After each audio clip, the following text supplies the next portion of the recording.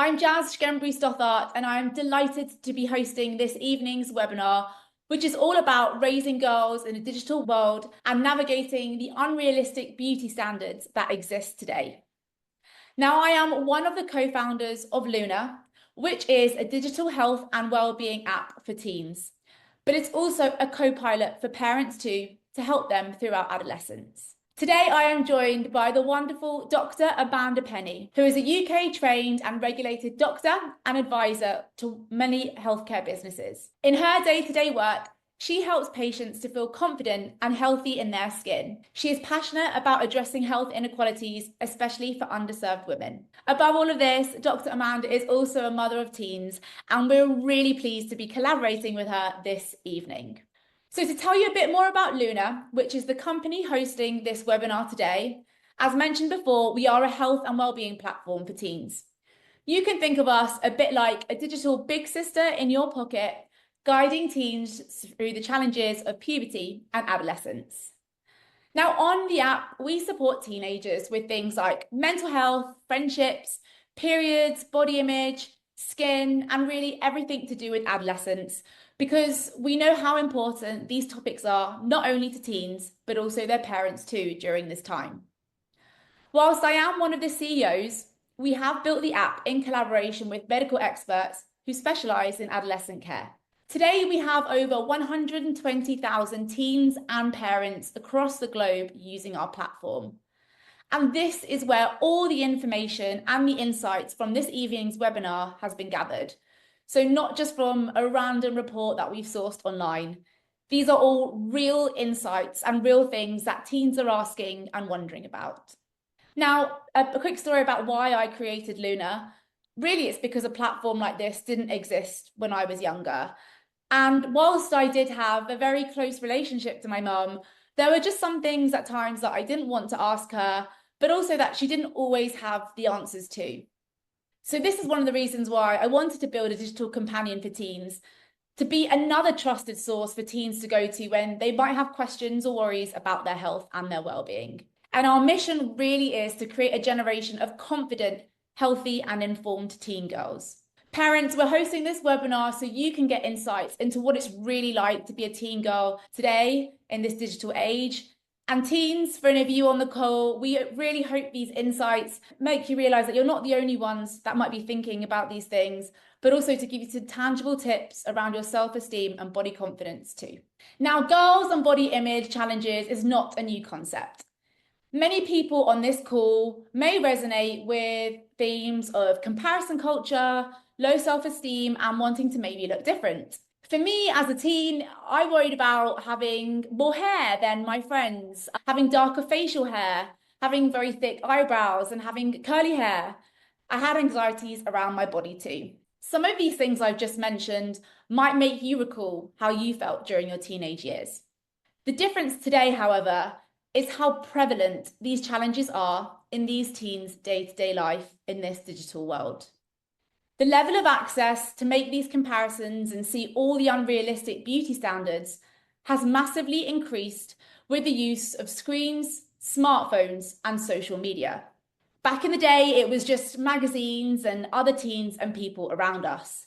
But today, everything is just so much more amplified. Now, we've been working with teenagers for around 3 years now, and we were still shocked to learn that by 12 years old, 90% of young people have a smartphone. That 90% of 12 to 17-year-olds have a social media profile, and that the average time spent on phones a day is around 8.5 hours for teens. And I actually had to double check that that stat was correct, because that is around a third of someone's day spent on a phone. Now, I'm not here to slate phones or screen time, because after speaking with teens and our parent community, we know that screens, phones, and social media can, of course, play a somewhat positive role in people's lives. There are apps and platforms that keep us organised and productive. For example, period tracking apps, or apps like Luna, financial education apps like GoHenry, or even revision platforms for youth. They can also help with accessing information and resources, whether that's for homework or exam preparation. And lastly, we know that phones can be a great way to communicate, especially when it comes to travelling to school and back. But on the other hand, we are also very aware of the really damaging impact that they can have too. Whether this is around the role they play in lowering self-esteem, whether that's how people feel that they look, or about the lives that they are watching that other people might have. They can pose online safety risks on apps and social media platforms too, and they can make people feel less productive. I think we can all recall spending too much time doom scrolling and thinking, where on earth did I just spend the last 30 minutes? But to dig a bit deeper into the self-esteem point, a stat that really hit home for me recently is that 80% of girls have downloaded a filter or used an app to change how they look in photos by the age of 13. Now, that definitely wasn't a thing when I was a teenager. So what's driving this? What's driving the reasons that young girls want to change how they might want to look?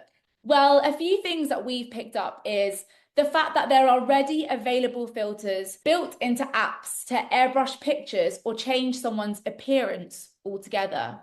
The fact that there are unrealistic skincare expectations promoting tips and tricks on how to get perfect looking skin, when the reality is that skin in general, in particular teen skin, isn't going to be perfect.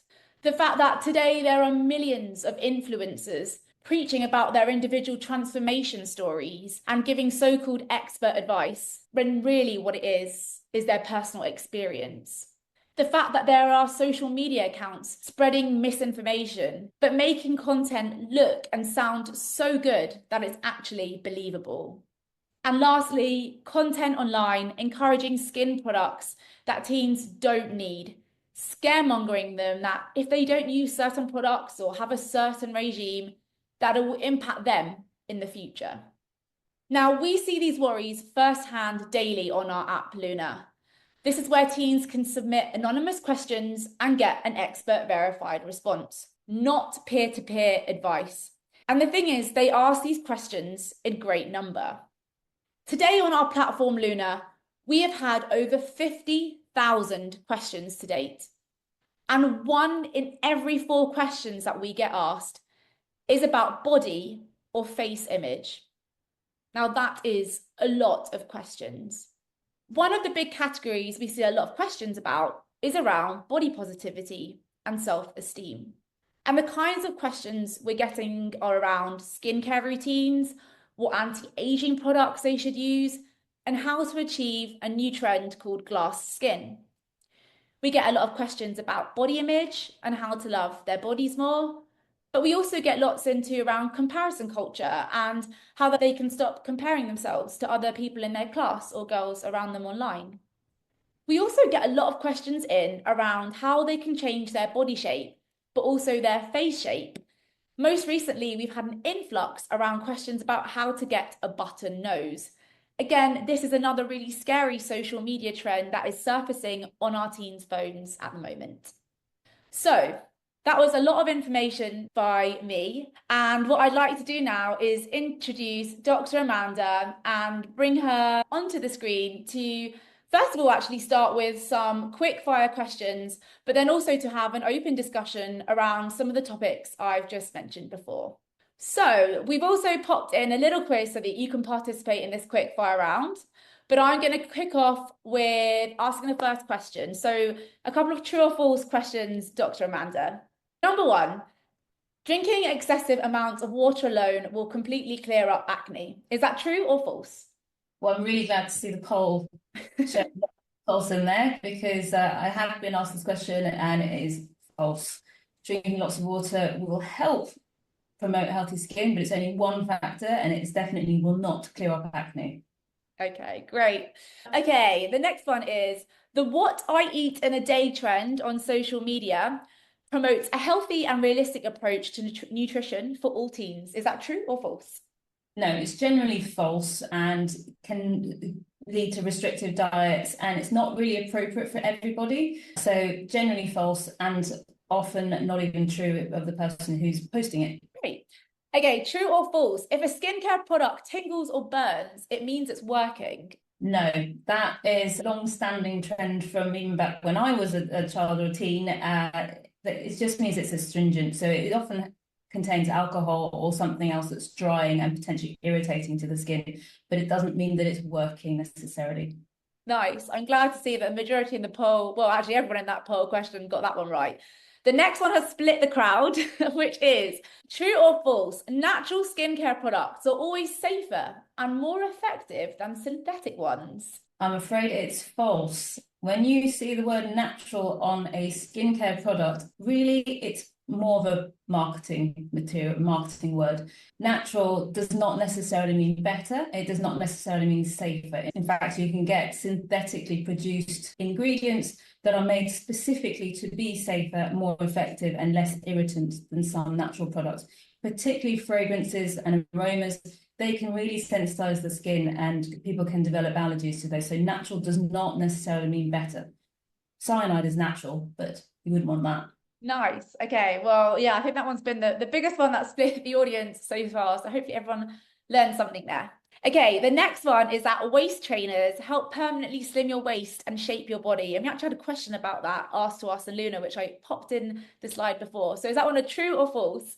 That is a false one. We are seeing that a lot more, but it's false. It will only temporarily slim your waist, but it actually could cause a lot of detrimental damage to a body and to internal organs if it's really severe.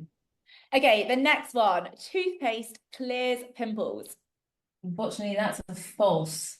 It is drying to skin, but it's also an irritant to skin and can lead to a worsening of breakouts in some people.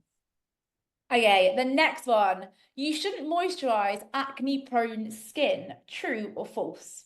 So I'm glad to see that this is coming up as more false, but there's still a few truths in there. So it's generally false. Skin needs hydration, and when you have acne-prone skin, you maybe need to control some of that oil content of the skin. But a lot of the products we use to control that are actually drying out. So you can get dryness of the skin. So actually you do need moisturizer, even if you have acne. It's just that you might need one that's non-comedogenic, so one that's less likely to block pores. And there are lots of those that are more sort of gel consistency, but you do need moisturizer still, even if you suffer with acne.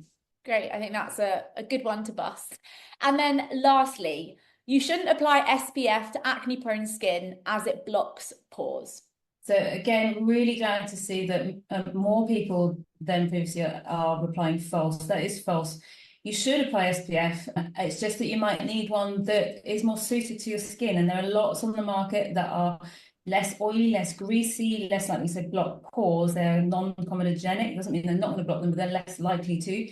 And they have more of a gel consistency and less oil content in them. That it's not only to protect your skin from UV light, but also when you have acne and you get a spot, you'll get inflammation from that spot. And that inflammation then promotes the body to put up its own shields, and the shield is pigment. So you can get what's called post-inflammatory hyperpigmentation. And that's the brown spot that some people develop after their spots long healed and gone away. They get long-standing brown spots for months. So SPF helps to reduce the likelihood of developing PIH or post-inflammatory hyperpigmentation. So it is important. Yep, SPF for everyone then. Fantastic. So these are all questions, again, that we've received from teenagers. As you can see, some of them are a lot easier to answer than of others, but many of these questions are being driven by what they're hearing from their friends or seeing on social media. So thank you, Dr. Amanda, for the quick fire. We've collected some questions now from the community, and I'd love to pick your brains on some of them. So the first question that we have had in is around how can we help teens explore and address social pressures that exist around appearance today? So this is a really hard one, and one where we're all being exposed at an unprecedented rate to social media pressures, but no more so than our teens. And it's really hard as a parent to address that, but I think addressing it with an open perspective and being curious rather than reacting perhaps judgmentally or dismissing it or shutting down the conversation is going to be really more important. It's important that we do address the unrealistic beauty standards, things like comparison culture, filters, editing tools, validation seeking, so the use of likes and comments and numbers to follow as a marker of self-worth. and making teens more vulnerable to external validation, talking about things like cyberbullying and body shaming, and opening up the conversation as to whether your teen has experienced that.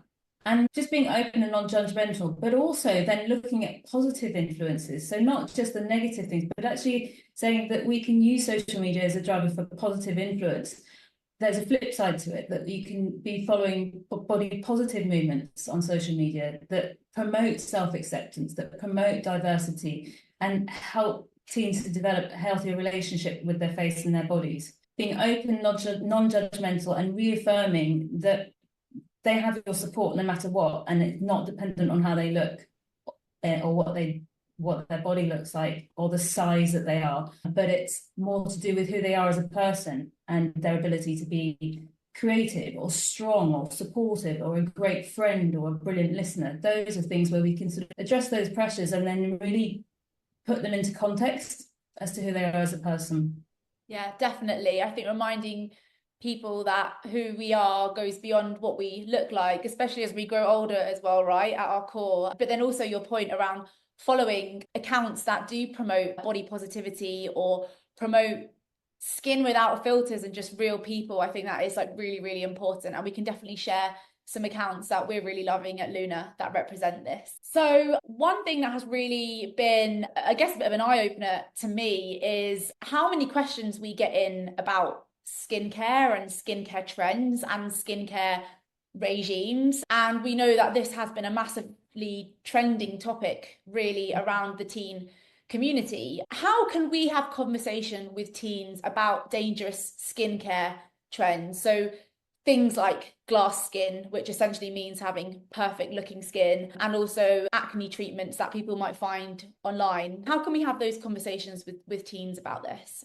So I think it does require quite a balanced approach that uses information and education as well as support and trying to be relatable. But again, it's about being open and inquisitive as to why are they sensing this pressure? Why is this important to them? And why is it important now? And acknowledging that these trends are popular. They're popular, they're not going away. It's not just to teens, it's to adults as well, it's to everyone. And it's not just skincare trends, it's trends in other facets of our lives. So they're super popular and they work, they get attention. So starting with the science, not the marketing, explaining that healthy skin isn't just about how it looks. It has a function, it's an organ, and it's there to protect you. It's there to protect you from your environment, to protect you from infection, to keep your temperature stable, keep you hydrated. And it has natural oil productions as part of its barrier. So it has a function as a barrier in our body. So healthy skin is skin that works well, and skin that works well will naturally look better. But it's also really affected by our genes, by our hormones, by our diet and our lifestyle. So rather than just focusing on this tiny aspect of these skincare routines, actually, if we can promote better and healthier lifestyle habits, then promote the function of the skin and the healthy function of the skin, which will naturally lead to more beautiful skin anyway. It's just a little byproduct of it. So part of that might be about shifting the influence, shifting and addressing the influence of social media, but shifting it to focusing on healthy habits, of consistency over excessive use of multiple products and a really complicated skincare routine. You don't really need a complicated one as a teenager. You can go for simple that is best and add in active ingredients only as needed for your skin type. Don't need to be overusing products, but you do need to be focusing on more than just skincare, addressing things like staying hydrated, making sure that you're sleeping enough, that you're trying to reduce the levels of stress in your life, and that you have a balanced, nutritious diet. And then you probably see this a lot with the Luna app as well, but encouraging a positive mindset that real skin isn't perfect. Real skin has texture, it has visible pores. It does suffer from occasional breakouts, particularly teen skin. You know, you'll have cyclical breakouts. It's not flawless. And if it looks flawless in social media, it's probably been edited. So really focusing on the fact that healthy skin is about feeling good, not about looking perfect.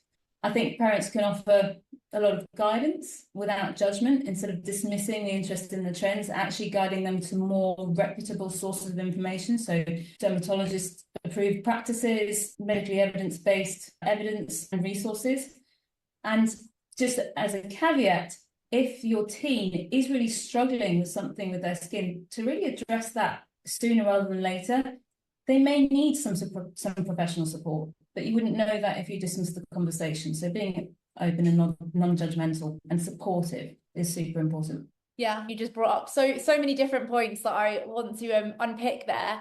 And I think one thing you mentioned again is these filters and people editing their pictures. How can we help teens critically assess the information they see on social media, or what can parents do to help work with their teens to help them understand, that what they're seeing might not really be real all the time? So, I mean, I think you'd agree, it's super tricky. It's super tricky even for us as adults. It's really tricky. So maybe just looking out for some signs of curated and highly edited content as opposed to real and authentic content. So some of those things will be, when you're looking at someone's grid, is it overly polished, unrealistically perfect? Is there an aesthetic throughout the whole grid that's really consistent across all the posts? Is there, really clear evidence of the use of filters or editing tools? And are the poses repetitive or highly staged? Often the content will be really similar throughout with just an aesthetic as opposed to any stories or any sharing of experiences, and it will lack imperfections. Whereas a real or a candid post or post and grid will look more candid and will have more visible imperfections and will have uneven skin tone and will show pores and may show some fine lines and will be diverse and may well share stories of people's experiences, of their emotions, of their journey, and keeping it more genuine. They'll also probably engage more with the comments and engage more and be more transparent. So if they are using editing tools or filters, they'll often say so. And I think that's much more helpful than these overly curated, perfect grids and perfect posts. Yeah, definitely. I think there's some really good things to look out for and things to openly discuss with your teen there.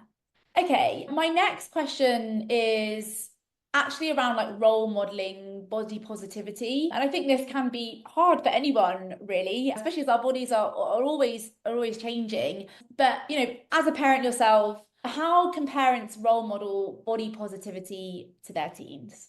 So again, really, really hard, really tricky as a parent. All you want to do is protect your child from all those negative external influences. And part of that is about role modeling it. And we don't get it right 100% of the time, but we can try our best. And I think a big part of that is just practicing that positive self-talk. So, holding back on saying, oh, I need to lose some weight, or even commenting on other people. I see that quite a lot. People learn to talk more positively about themselves, but they'll still sort of talk negatively about people externally or people they'll see on the screen. And I think that's quite an important thing to try and curb and talk more positively about ourselves and others.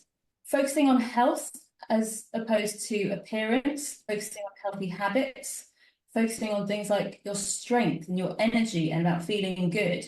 I really like my strength training, and I will talk to my sons about that. We compare how strong we are, and I'll get actively, be a bit silly, and I'll always lose an arm wrestle to my eldest. But we're talking about that as opposed to how it looks to be muscly.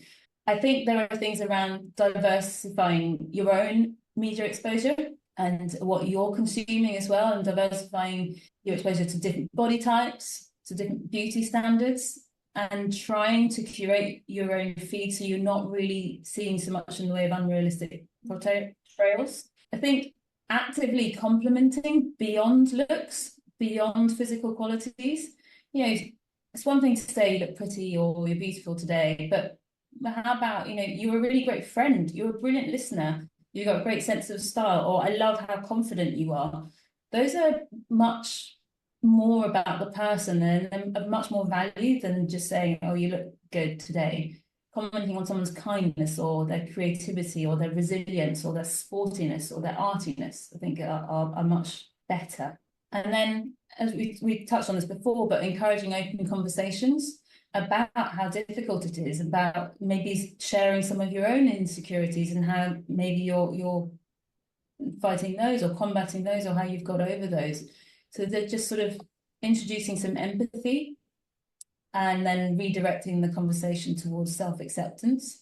It can be necessary, I think, to be able to set boundaries, though, around social medias. And that might not be that you can do that with your team, but it could be that you need to encourage your team to curate their own feeds and empower them to do that. I think you've probably seen that a lot on the Luna app about, you know, encouraging teams to curate their own feeds and the content that they're consuming, and about teaching them media literacy. Absolutely. Yeah, no, absolutely, Dr. Amanda. And I think to that point, for any parents that don't know, or teens on the call that don't know, you can actually hide certain things on your feed. In Instagram, you can now adjust your settings to show certain types of content or certain types of influencers and accounts that you don't want to see as well. That was a new feature that was introduced. So if you are feeling that something is impacting you, then you can take steps to adjust what the algorithm serves you. And I definitely think it's a good move if you feel that you need that. But yeah, I think your point around taking a health approach is, you know, you even mentioned it before around skin and skin looking healthy, but feeling healthy is so important. I think one other thing to add to this is, you know, if someone does compliment you, whether that's about how you are as a person or even physical, accepting that compliment in front of people. And then lastly, as someone who's really worked really hard to build their own body positivity, I found having like an accountability partner quite helpful. So if you are a teen parent duo together, maybe that's like sharing compliments every day. And again, they don't have to be surface level ones. They could be much deeper things that you mentioned, Dr. Amanda. But I think, you know, doing something together or working on things together and having that accountability can sometimes be really helpful. At least I found that anyway, and I get called out if I don't follow and if I don't practice what I preach there. You don't get it right 100% of the time, but it's, you know, it can be tried. The time. I think so, probably specific to sort of my age group is that, you know, things like wear the swimsuit, wear the shorts, show that it's fine and you can get out there and not worry about the dimples and just go out and have a lovely experience with your teens or your friends and just show it and demonstrate it, live it. I love that. Absolutely, yes. Right, very conscious of time, so we're going to push through to the next set of questions. Obviously, I'm on the slides before. I talked about a big theme that we're getting in quite a lot in terms of questions teens are asking are around them wanting to, you know, change their face shape or their body shape. Again, often influenced by influencers or what they're seeing online or conversations at lunchtime through what others around them are seeing online. How do we discuss the desire to change their appearance if a teen is asking about this? Have you got any tips or suggestions here for parents that might be experiencing this? So this I get asked quite a lot by parents. It's a hard one, and only you know your team, and you know their level of maturity as to how much you can engage in that conversation and how truthful and honest you can be in that. But I would stress that it's still important to stay curious, be non-judgmental. There would be like an instinct to sort of shut it down and go, you're too young for that.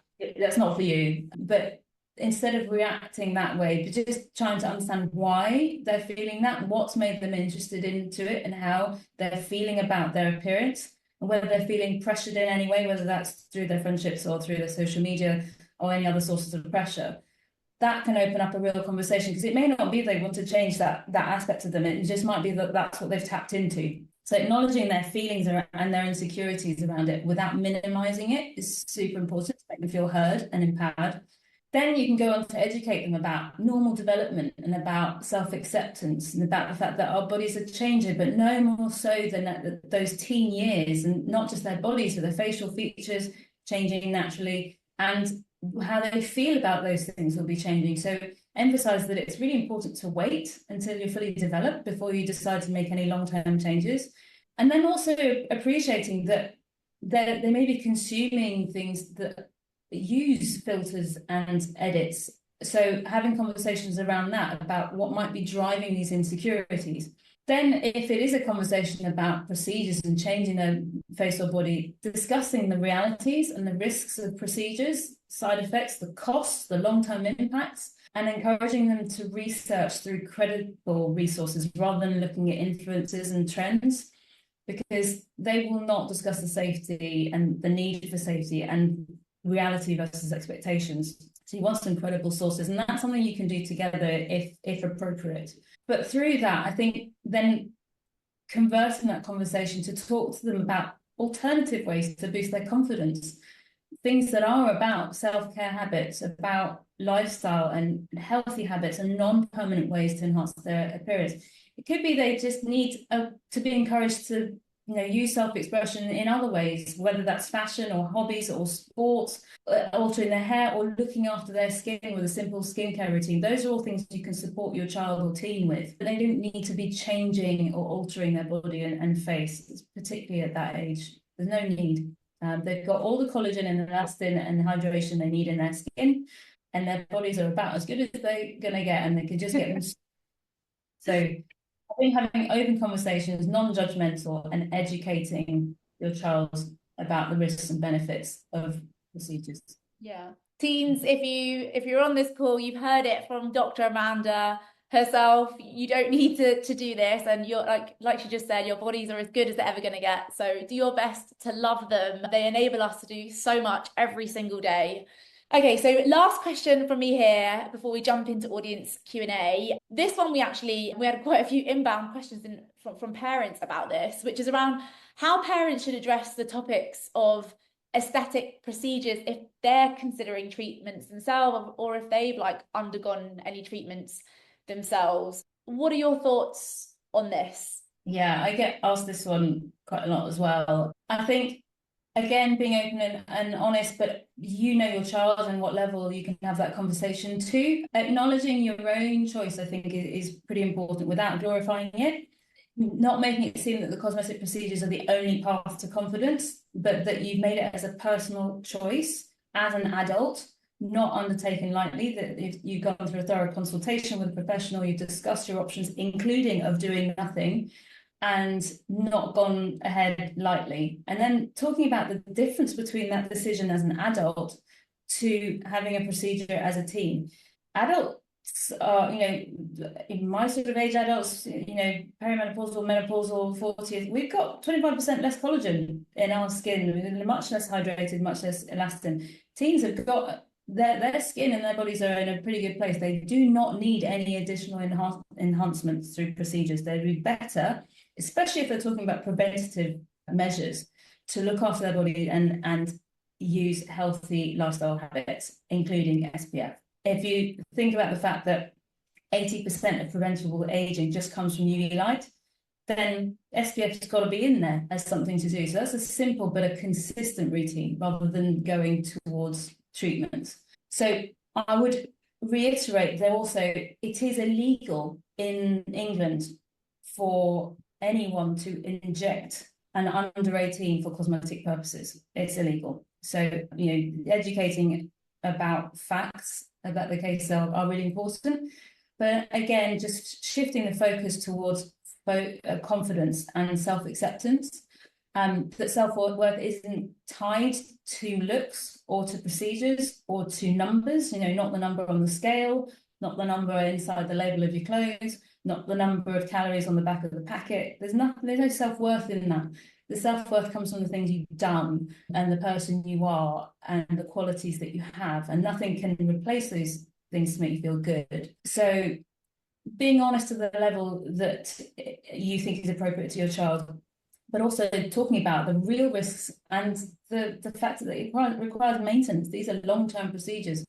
So being real about it, not just giving the highlights, which is all that they're potentially seeing through social media, and encouraging an open conversation about safe and healthy alternatives and non-permanent ways. So as I said, it could be about skincare or their hairstyle or confidence boosting activities, and before considering anything permanent. But just I want to also say, really rounding it off, just to really reaffirm that sort of reassurance and saying how much at the end of the day you love them and you want them to feel confident in who they are, and that their worth isn't based on how they're looked, and you love them regardless, and they shouldn't feel pressured into anything just because of trends or what others are doing, but that you're open and willing to listen to them if they ever want to talk about it, and that that's normal.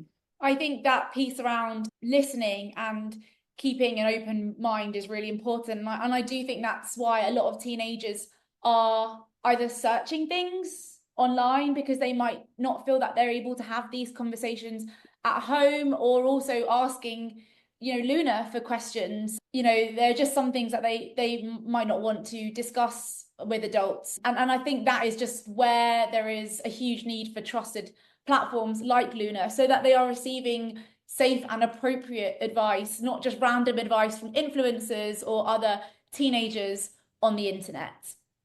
And that is where our platform Luna really comes in. So as I mentioned before, we are a health and wellbeing app specifically for preteens and teens. And every single piece of content that Luna creates, whether that is an article, a video, a quiz, or a response to an anonymous question, it is all medically verified, ensuring that teens receive helpful and safe advice to their queries that they have. We are not another social media platform. Teens, they can't interact with each other. And I think this is just so important because, you only click on a post to read the comments and see how toxic and how negative it can be. There's no peer-to-peer interaction. There's proactive signposting. So, where someone might need a bit more advice, we show them trusted resources, trusted charities, or trusted NHS pages that they can go on to read themselves. But most importantly, everything is co-created with experts. So on the app, they can learn through expert curated content. They can ask anonymous questions. But to go back to what Dr. Amanda mentioned around healthy habits, they can also start to track their moods, their emotions, and their sleep, to start forming healthy habits with their bodies and to start feeling better about themselves internally and externally as well. Now, our app has been shown to have a positive impact on teens' lives. After just 4 weeks of using the app, the number of teens self-reporting an improvement in not only their body image, but their mental health and their sleep has gone up significantly.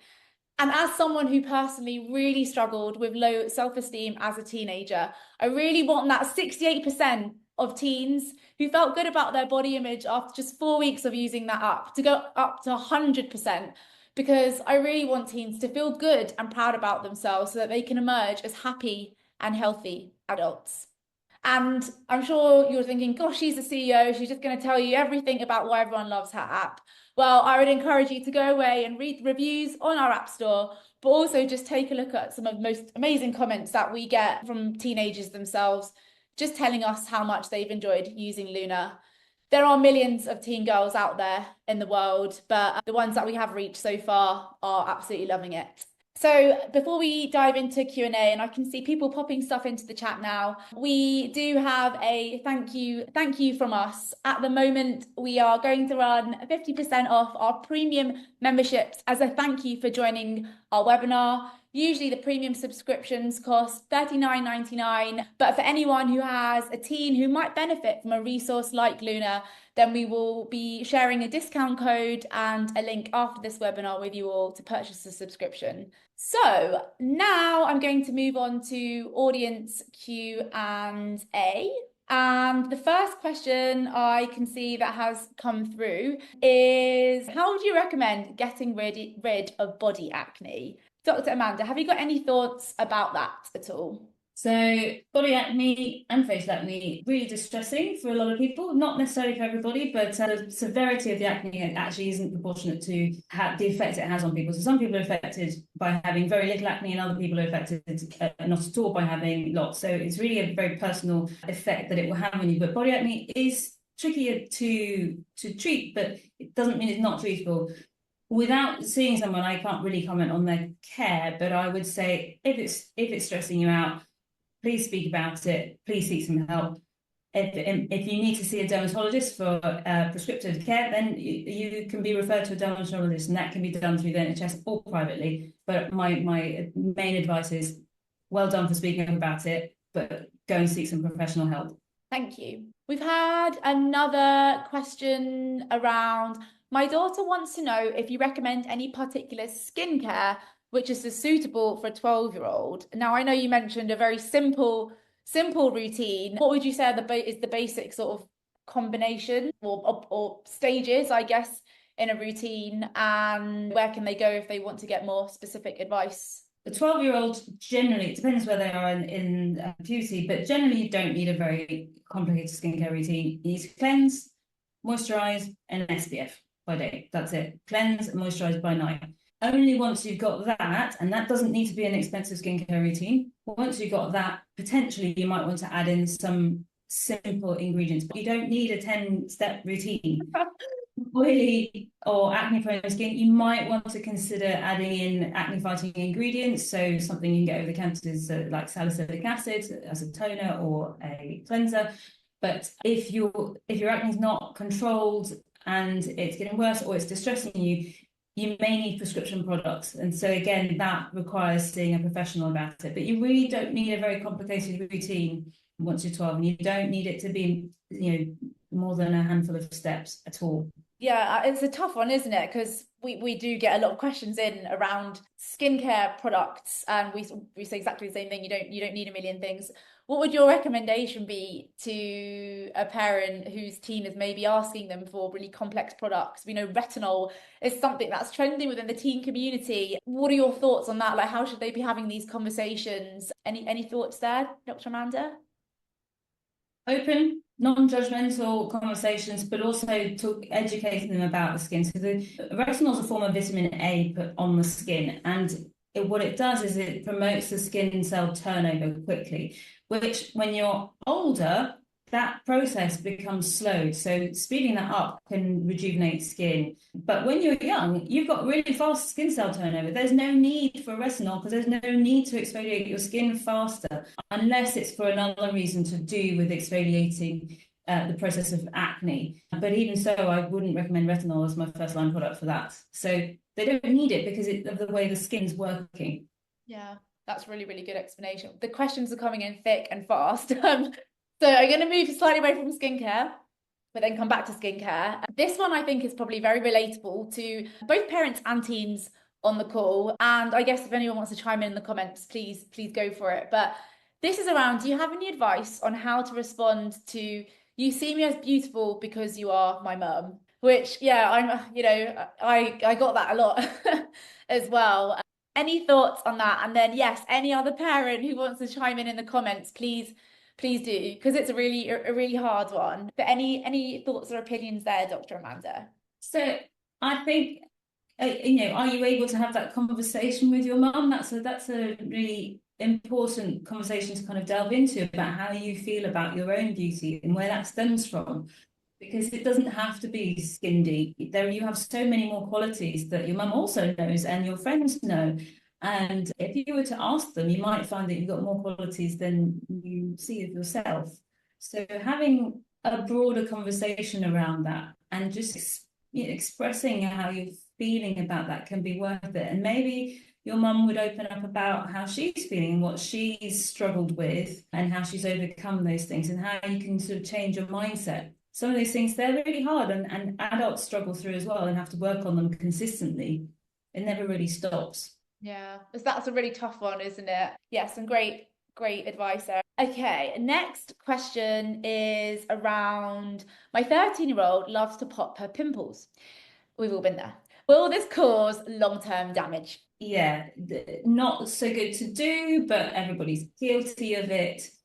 The issue is there's already inflammation there, and you're going to make the inflammation worse, and you potentially can infect the area because our fingers and the products that we're using and any instruments we're using are usually dirty. So you can create inflammation and infection. And then you're also more prone to create what I talked about earlier, that post-inflammatory hyperpigmentation, where you get melanin, so you get the pigment production at an area of trauma. So any inflammation is trauma. So you can get this long-standing brown mark where you've created that inflammation. So picking it makes that worse.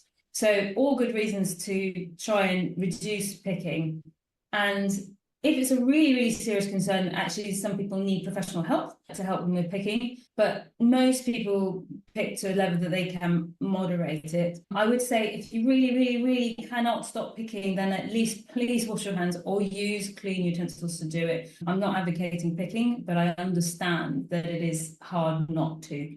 She will potentially cause post-inflammatory hyperpigmentation, potentially cause inflammation, and potentially cause infection. The long-standing issues are more the hyperpigmentation and potential for scarring, but that really depends on the skin type and the extent of the picking as well. I think no, it's a great question. And like you said, we've all considered it or done it and are guilty of it. One other thing that I've seen are pimple patches, and there are actually some really fun ones now, like stars or hearts, and it's to really stop people from picking their spots, but they're also quite trendy and cool. I have tried to wear them. I'm not sure I can make them as cool as teens do, but that could also just be like another thing to consider as well. We have them in our household. They've Oh, got salicylic acid in them and they impregnate the skin with salicylic acid, so they're quite good at drying out as well. yeah, definitely check those out. We've had some questions in a couple in around like acne scarring. So I'm going to ask it, are there any skincare products for getting rid of acne scars? And then another's around like, my teen is asking, how can you help get rid of acne scars and marks? Conscious that it might be very dependent on the person, but any thoughts on that, Dr. Amanda? So it is very dependent on skin type, genetics, predisposition to acne, predisposition to creating pigment after you've had acne or inflammation. So it's different for different people, but really it's about promoting healthy lifestyle, trying to avoid picking, having a consistent and simple skincare routine, and trying to avoid that acne getting worse. So if it's getting worse to the point of being cystic and really angry and painful, that really does need some professional help. So seeking help early. Scarring in itself can really damage people's confidence. So you really want to address acne before it gets to the stage of moderate or severe scarring. And that may need professional support from your GP, who may refer you on to a dermatologist or private dermatology. And you may need prescription products for that.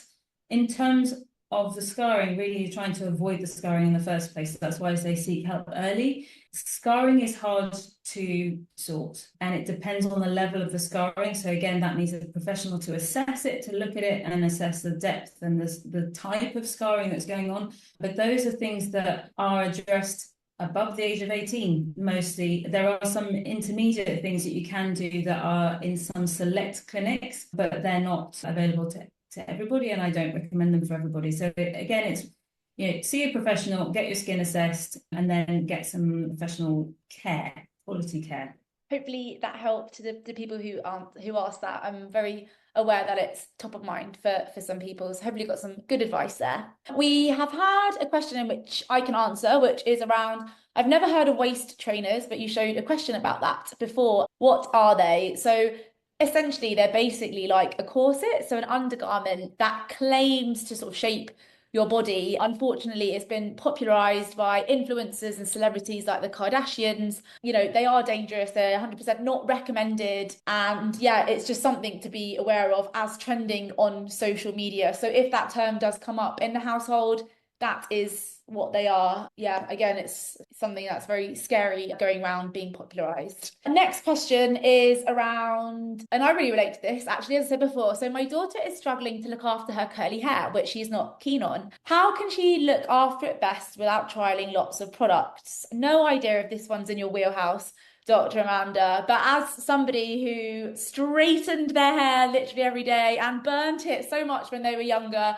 this one really resonates. But I do wear my hair curly now. But yeah, any thoughts on this one, Dr. Amanda? I think you and I are in the same boat in this one. It took me to my 40s to stop over-treating my hair and to try and embrace my natural curl. I'm still learning what my natural curl is. I think we're lucky in this day and age in that there are many, many more products for curly hair, but curly hair is notoriously very fickle and you've got to find your own product. So it can be a journey, it can be a process, and it can end up being slightly more costly if you are going down that route of exploring different products. But a good hairdresser who deals with curly hair is also a really good investment initially that I would recommend. Going to see a hairdresser who specializes in curly hair can really sort of speed up that process of understanding your hair. And that's certainly what I did. I know I'm just talking about my own personal experience to sort of grapple with the curl and start to embrace it. Yeah, no,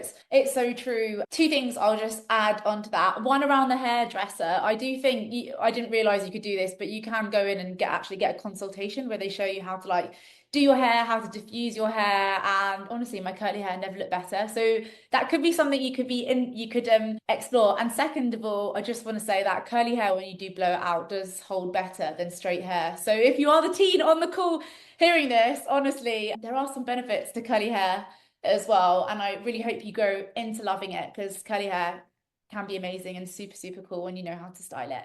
Could you please recommend a brand which is suitable for skincare? Lots of kids are being influenced by lots of skincare from Sephora. Are you able to comment on that, Dr. Amanda, or would you prefer to stay neutral? I would prefer to stay neutral. I can't really endorse specific products, but I will. Maybe ingredients or things to look out for? Simple is best. It doesn't need to be expensive. It doesn't need to, it needs to be something you're going to use. So you don't really want to have, and I say this to everybody, there's no point you spending a fortune on something to have it look beautiful on your shelf. It needs to get on your skin. So whatever you're going to do to use it consistently, that's what you need. So it needs to be something that appeals to you to look at, that smells nice, that doesn't smell so bad that you're not going to put that on your skin, that feels nice, you like the consistency, something you're going to use consistently. If you want to spend more on something that you think smells nicer or feels better and you have the means to do so, that's fine. But it doesn't need to be expensive. There are lots of simple brands out there that you could use. I would just say it doesn't need to be a 10-step routine. Totally. And it doesn't need to be expensive, like you said, or have flashy packaging or anything like that.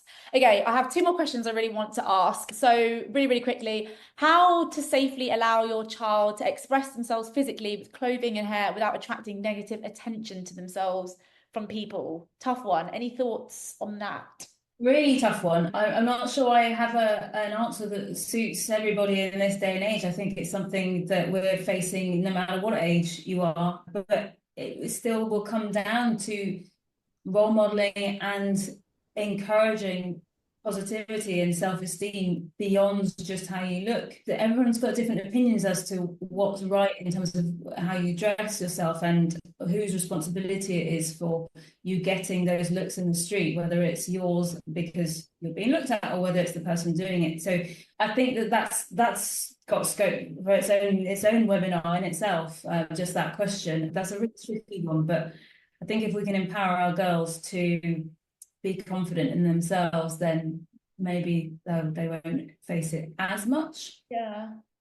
I think it's true. That one could be a whole webinar in itself. So maybe that's our next webinar altogether. There's one more question, which I can take this one, which is how can parents stay on top of these trends and things you've spoken about? It feels like we are using social media the wrong way or a different way to teenagers. It's a really tough question. We are constantly being educated by the questions we're getting asked to us on Luna, because they're seeing stuff on social media and asking, is this true or is this not true? So I guess the first thing you can do is you can sign up to our newsletter, because the minute we get a question in about a trend, we will send you a hot off the press, this is trending, this is what you need to know, and this is how to have the conversation. So I would say following accounts that, you know, call out social media trends and explain how algorithms work. So accounts and apps like Luna. Another one is Bark Technologies. They're really, really good. Their social media account is extremely informative. I think, again, trying to have open discussions